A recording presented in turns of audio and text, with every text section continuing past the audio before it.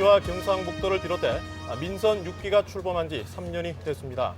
지난 3년을 되돌아보고 또 남은 기간 과제도 짚어보기 위해 오늘은 지난 정부에서 중점 추진에 만든 이곳 대구 삼성 창조 캠퍼스에서 특집으로 뉴스데스크를 진행하겠습니다. 정권이 바뀌면서 뒤로 보이는 대구 창조경제혁신센터가 정상적으로 유지될지 관심이 많은데요. 정부는 이곳을 지역 일자리위원회 사무국으로 활용하는 방안을 검토하고 있어 대구시는 청년 창업을 돕는 역할을 이어갈 수 있을 것으로 보고 있습니다. 첫 소식 윤영균 기자가 취재했습니다. CCTV 하나가 여러 대의 자동차 번호판은 물론 지나가는 사람들의 얼굴까지 한 번에 인식합니다. 대구 창조경제혁신센터에 입주한 이 업체는 센터의 도움으로 올해 안에 이 시스템을 관계기관에 납품하겠다는 목표를 세웠습니다.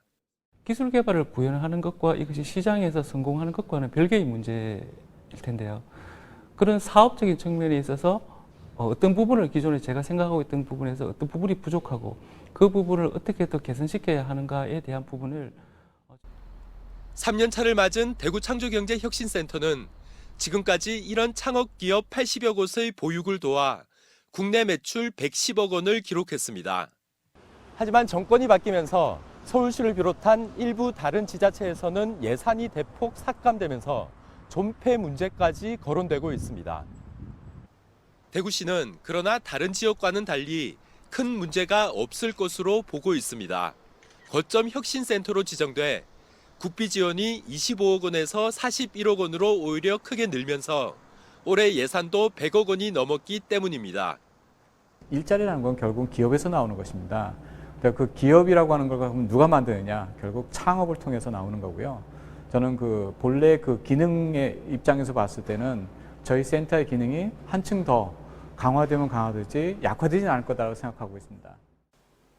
하지만 전국을 대상으로 스타트업 업체를 모집하고 있고 일정 궤도에 오르면 수도권으로 이전하는 경우가 많다 보니 정작 지역에는 크게 도움이 되지 않는다는 지적도 있습니다.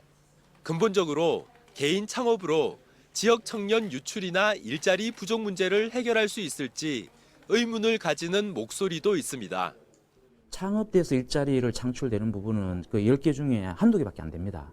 근데 그 기업이 이제 창업을 하고 나서 이제 기업을 확장을 해야 되는데 예를 들어 1인 창업 기업이 이제 3인, 4인으로 해갖고 벤처 기업화 돼야 되고 그 기능이 이제 그래서 이제 민간 일자리 창출되는 그 씨앗이 돼야 되는데 그게 지금 약하다는 거죠.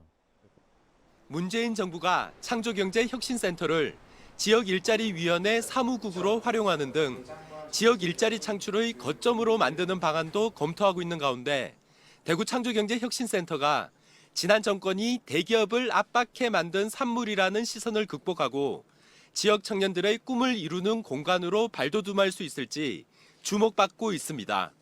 MBC 뉴스 윤영균입니다.